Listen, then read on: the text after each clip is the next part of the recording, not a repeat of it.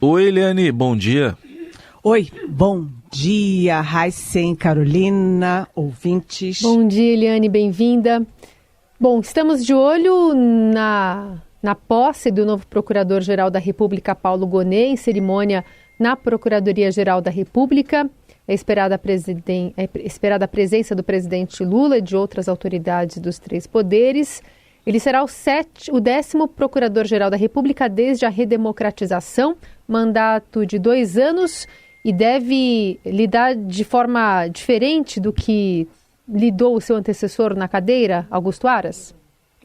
Bem, o Paulo Gonet realmente toma posse agora de manhã com a presença do presidente Lula. A cerimônia vai ser na própria PGR, no auditório Juscelino Kubitschek, e apesar da semana estar esvaziada em Brasília, afinal das contas está chegando aí o Natal, a expectativa é de um evento bastante concorrido, né? O Paulo Gonet tem um perfil muito profissional, muito discreto. Ninguém ouve falar do Paulo Gonet, ninguém ouve ver entrevistas, declarações polêmicas envolvendo o Paulo Gonet. Ele é muito, vamos dizer, para dentro da instituição, mas considerado muito técnico. É difícil ainda concordar, né, se ele vai ser ou não um novo Augusto Aras. Muito improvável, porque o Augusto Aras foi, sim, muito polêmico no tempo dele, né? Augusto Aras fez tudo que seu mestre mandava, apesar de Bolsonaro não ser mestre do PGR, nem os presidentes da República serem mestres do PGR. O Paulo Gonet, ele vai herdar aí uma lista grande de abacaxis.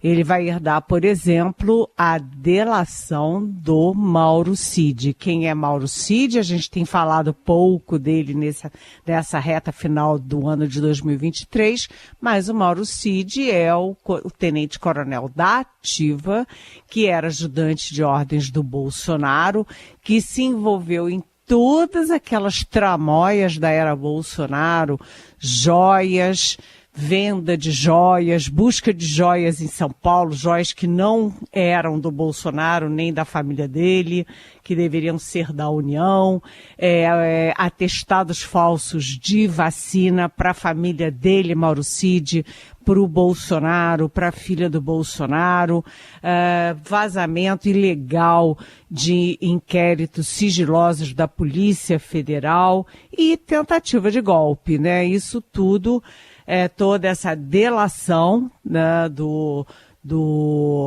Mauro Cid vai cair aí na gestão e, portanto, nas mãos do novo Procurador-Geral da República, o Paulo Gonet. A gente nunca ouviu falar dele, mas agora a gente vai passar a ouvir falar.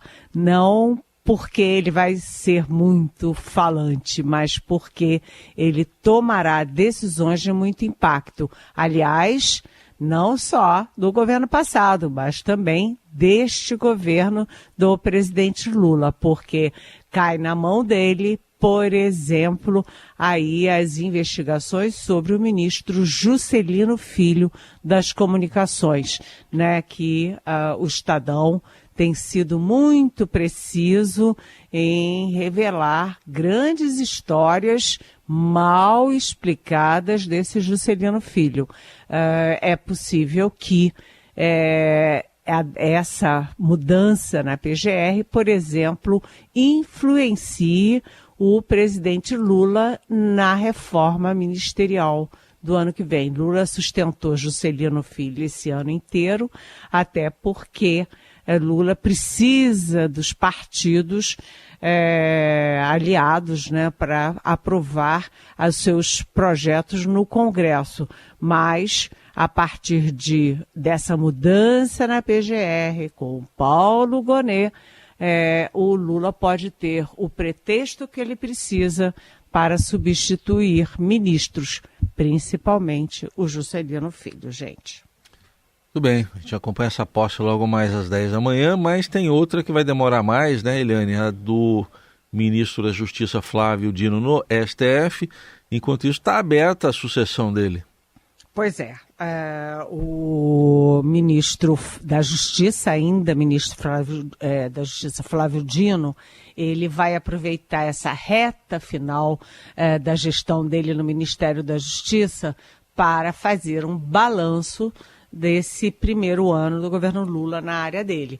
Justiça e segurança pública. Então está prevista, antes da saída do Flávio Dino, aí um balanço, por exemplo, sobre criminalidade, sobre segurança pública. Inclusive, já desse início da GLO no Rio de Janeiro, ou seja, garantia da lei e da ordem. E o Flávio Dino só toma posse no Supremo Tribunal Federal, na vaga da ministra Rosa Weber, no dia 22 de janeiro ou fevereiro, né? Aliás, é fevereiro. Ele vai tomar posse no Supremo depois do Carnaval. E aí, até lá, é possível que a gente fique discutindo muito o nome do sucessor do Flávio Dino no Ministério da Justiça. Não está descartada a hipótese do Lula antecipar, né, a escolha do novo ministro. E neste caso, Flávio Dino sairia antes do Ministério da Justiça e teria ali o interregno entre saída do Ministério da Justiça e assumir o Supremo. Bem que ele precisa descansar, porque trabalhou bastante no ano que teve até tentativa de golpe de Estado. O nome mais cotado para a sucessão do Flávio Dino no Ministério da Justiça é o ministro do Supremo Tribunal Federal, o Ricardo Lewandowski, que é um homem que tem apoio do PT, que é muito ligado à família do Lula há muito tempo, desde lá de Santo André, que foi ministro do Supremo, foi presidente do Supremo, e ele foi um dos raros que não entrou na onda da Lava Jato contra o PT e contra o Lula quando era do Supremo Tribunal Federal. Eu falei com o ministro Ricardo Lewandowski na semana passada. Ele diz que está muito feliz na iniciativa privada, está no Conselho da Confederação Nacional da Indústria, tem muitas frentes de trabalho e que não teve nenhuma sondagem, muito menos convite do presidente Lula. Claro que eu perguntei para ele, e se essa sondagem e esse convite chegarem? Aí ele riu e disse, olha, ninguém confirma nem recusa convite para um jantar para o qual não foi convidado.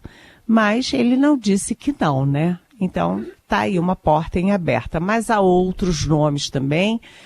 O PT, apesar da boa relação com Lewandowski, que ele tem também candidatos à vaga do Ministério da Justiça, e sempre a gente sonha que pode ainda ser uma mulher. Uma já foi descartada, que era a Gleice Hoffmann, presidente do PT.